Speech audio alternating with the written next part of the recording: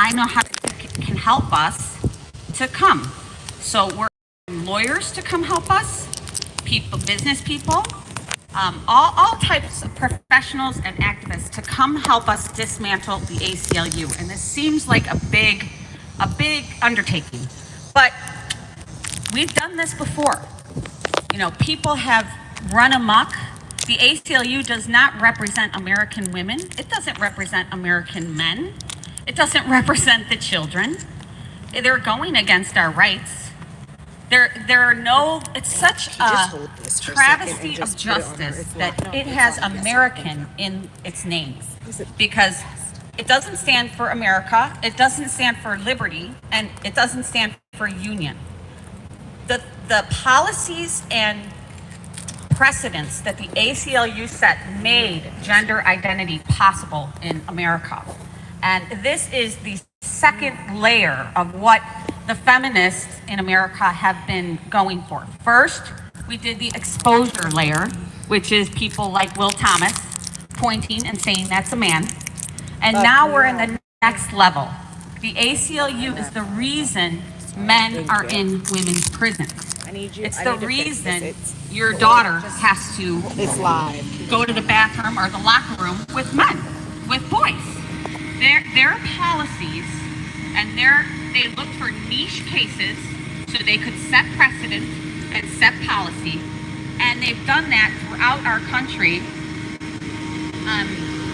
And now we're at a point where the ACLU is so captured that I don't think we could repair it. I think we actually have to dismantle it, because we have to have an American civil liberties unit that protects women. We're half the population, that protects children, that protects parents' rights. I mean, they are undermining the American dream and the American way. So we've gathered people together, a bunch of great, activists that have been working diligently on this for years. And we are finally at the second layer of this. It's not just point and say man anymore. It's point and say the ACLU is responsible. Their agenda, this gender identity agenda, down our throat. So we are taking aim at the ACLU, and I would like to introduce our first speaker, Amanda Stillman. Introduce our first speaker, Amanda Stillman. Here you go.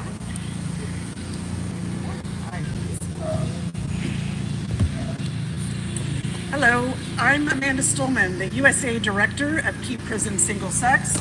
I'm here today, though, in my personal capacity. Over 30 years ago, I was thrilled and proud to be a volunteer intern for the ACLU AIDS Project, which was part of what was then the National ACLU Lesbian and Gay Rights Project. Note, no T, no Q. Like most of us today, I no longer recognize the ACLU. Its almost singular focus on enshrining gender identity in the law, no matter the cost to actual civil liberties, shows it's abandoned its mission, and it's kicking its original mission in the head for good measure. I'm going to share with you just some examples in the prison context demonstrating how badly the ACLU has lost its way.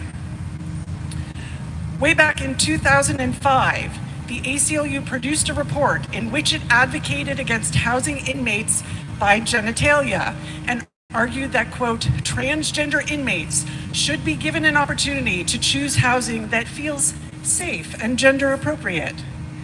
In 2010, the ACLU submitted language during the public comment period, which would be very close to what was adopted in federal regulation to make explicit that inmate housing could be based on gender identity rather than sex.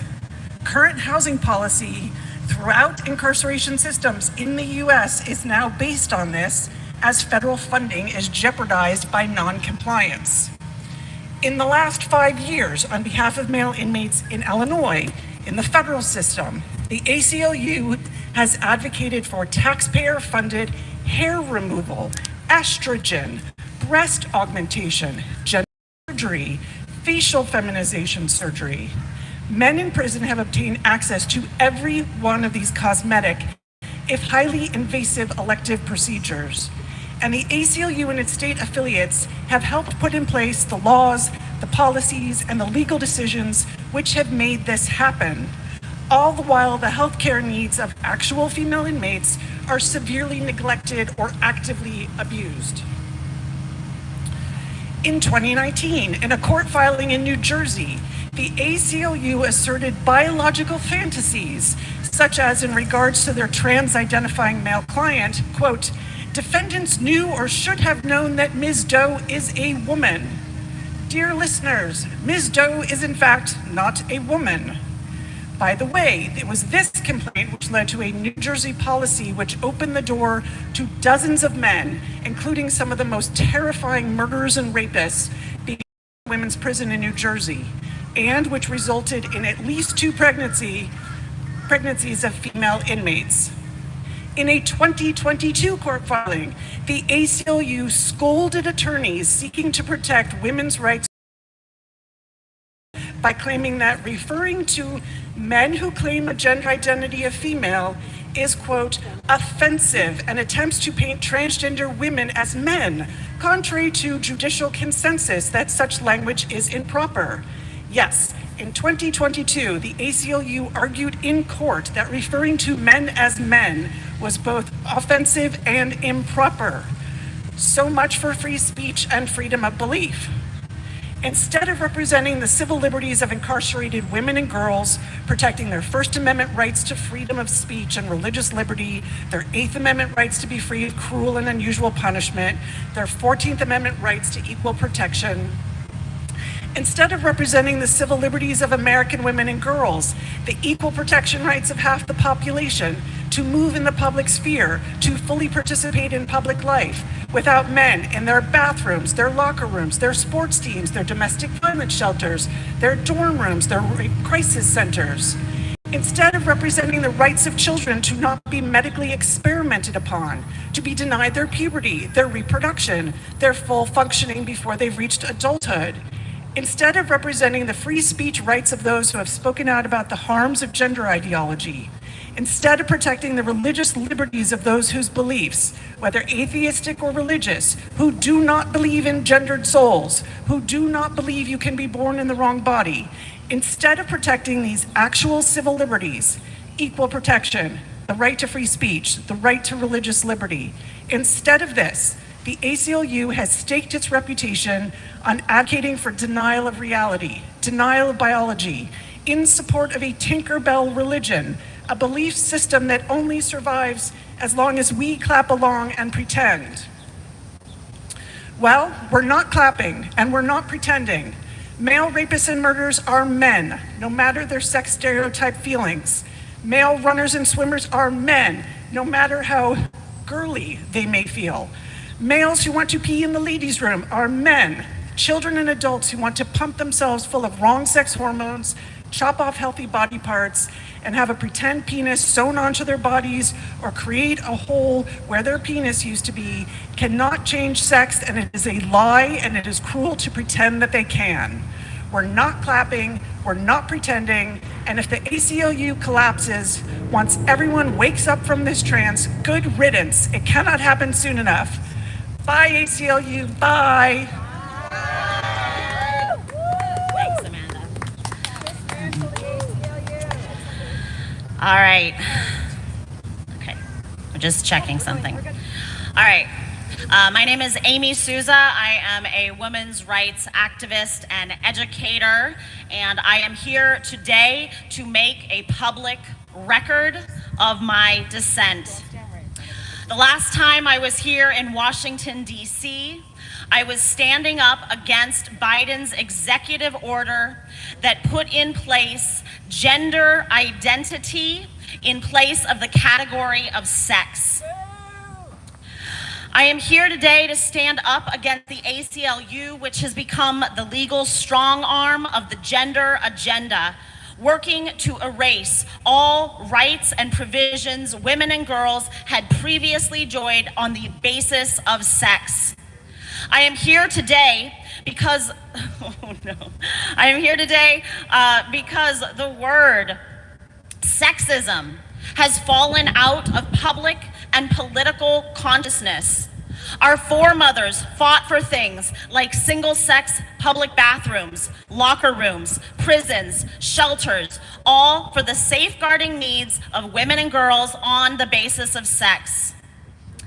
Last year, around this time, on August 15th, I organized an event in Port Townsend, Washington, that received Legacy Media News on behalf of Julie Jamon, 80-year-old woman who stood up in the YMCA against a man in the women's bathroom who was helping little girls on with their swimsuits. She told him to leave, and instead, she was banned from the YMCA for life.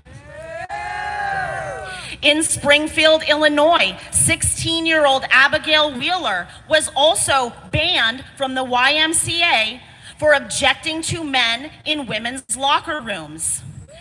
17-year-old Rebecca Phillips also objected to a man locker room of the YMCA, and she also received backlash from her entire town.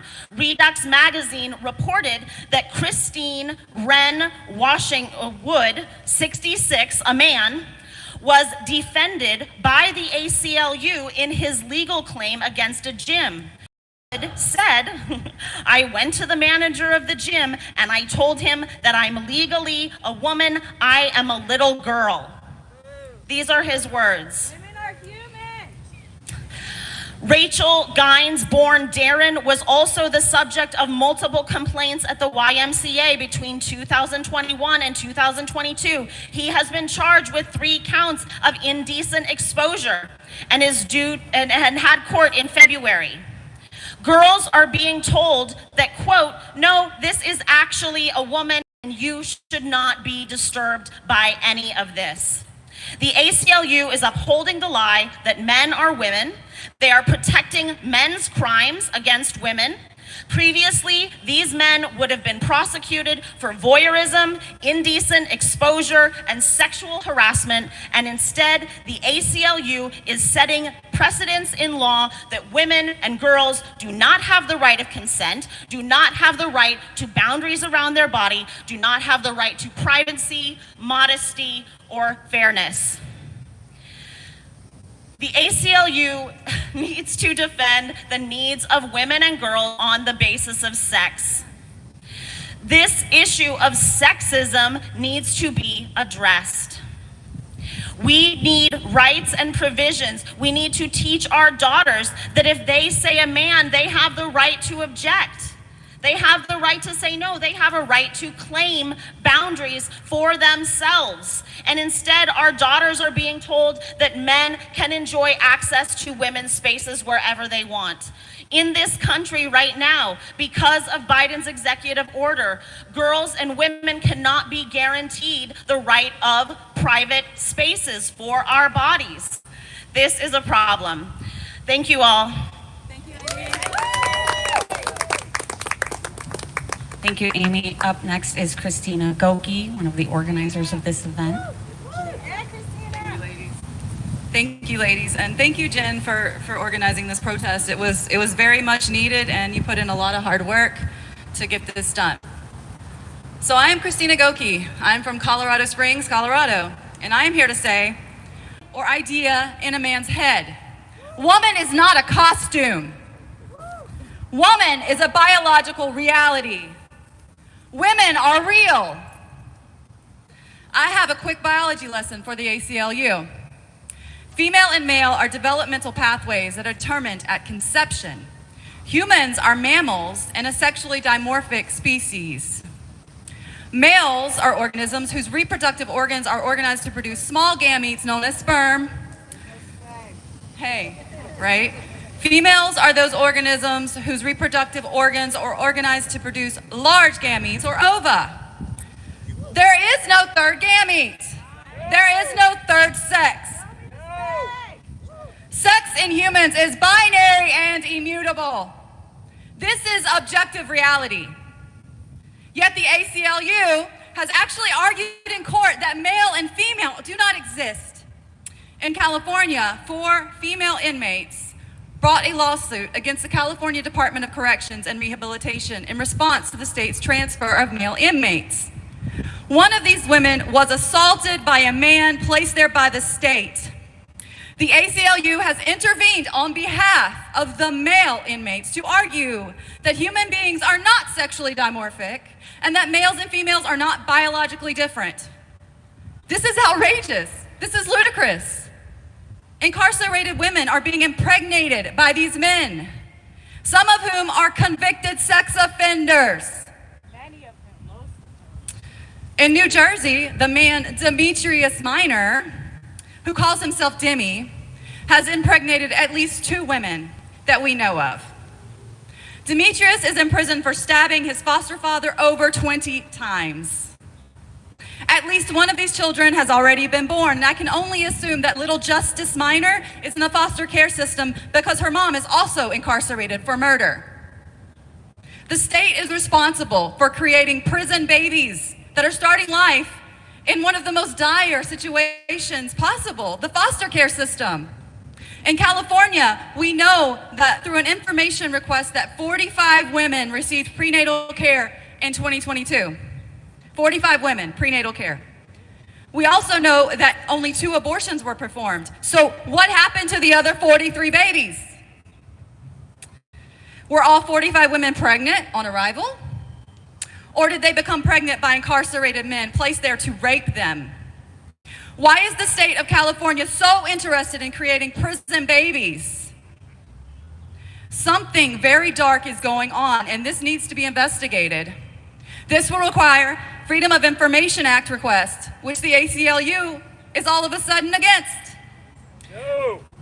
A woman in Washington State sent a public records request to Washington State Department of Corrections for the number of male inmates being housed at the women's facility.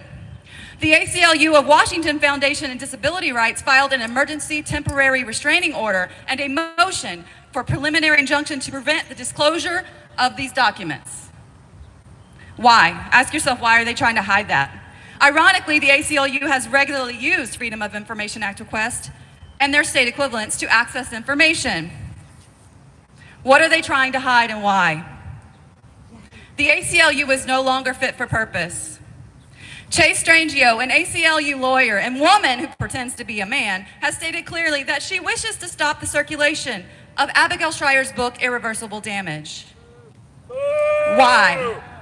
Because Schreier interviewed parents of girls with rapid onset gender dysphoria and relayed their stories through the book. Chase does not want you to know about the harms of childhood puberty blockers and genital mutilation surgeries. Chase does not believe in free speech, and we can safely assume that neither does the ACLU with their endorsement of Chase and their attempts to block information from the public.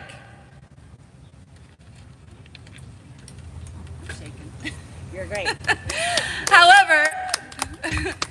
However, when it comes to children being able to access pornography online, all of a sudden the ACLU seems to care a whole lot about speech rights. Allow me to read for you from the ACLU Twitter feed. This is from the ACLU. The Earn It Act is a serious threat to our online speech and privacy rights, especially for LGBTQ people, sex workers, and other marginalized communities. So what does the Earn It Act do? It is intended to stop children from accessing pornography and hold internet providers accountable for hosting child sexual abuse material. Now, why is the ACLU against protecting children from sexual deviancy? The ACLU does not believe that girls and women deserve fairness and safety in their own sports. No, the ACLU actively fights to ensure that boys and men can invade girls and women's sports. These males take prizes, scholarships, accolades, and records from females who train their hearts out to be the best. The ACLU files lawsuits everywhere a state tries to enact common sense laws to protect children from sex mutilation surgeries and hormones. The ACLU is the legal strong arm of the gender industry. Big Pharma and biotech are actively engineering a future for their profit, and the ACLU is the legal arm they wield to accomplish this. The ACLU works for men like Rothblatt, Soros, Pritzker, Gill, Stryker, etc., the global elites. These men want to harness human reproduction completely. Read the 11th Hour blog. Ask yourself, how will all of these sterilized children ever have children of their own?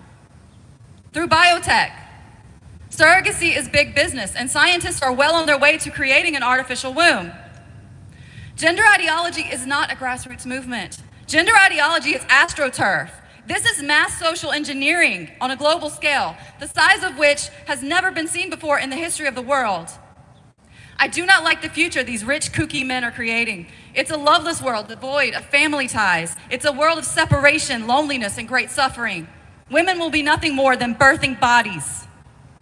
The erasure of females as wholly sexed human beings has already begun. We are removed from biology books and in law. In our history books, the Rainbow Mafia claims every great woman must really have been a man, or that really stupid term, non-binary.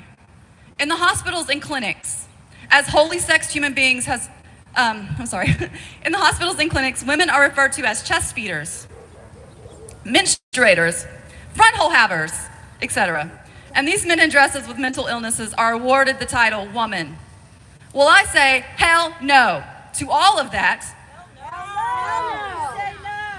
Only females can wear the title woman, girl, mother.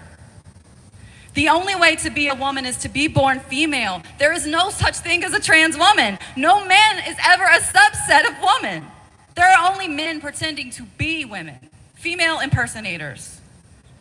So to these men I say, you will never be a woman. Your attempted appropriation of my sex is offensive to me. I will never call you woman or trans woman. I will not use preferred pronouns. I correctly sex everyone. Stay out of our spaces, sports, and prisons. Yeah. I will never submit to your ideology or your perversions. To everyone else on the side of sanity, I say, do not use the language of the opposition. There is no such thing as trans, just people pretending to be the opposite sex. Do not be kind. Being kind got us here. Be brave instead. If you can speak the truth clearly and plainly, then we will take back this reality and we will win the gender war. Thank you, Christina. That was a wonderful speech. Up next is a slightly twisted female, Brittany. Here you go, Brittany. Hello, my name is Brittany Rue. I am a YouTuber, slightly twisted female. I am a former home birth midwife, a NARM 3 eligible midwife, a Lamaze certified childbirth educator, a DONA certified childbirth doula, a stillbirth day certified bereavement doula, a New York Department of Health breastfeeding educator. In 2021, I was diagnosed with cancer, and upon being no evidence of disease, I decided to start a YouTube channel. I thought, I had this horrific experience. I almost lost my voice.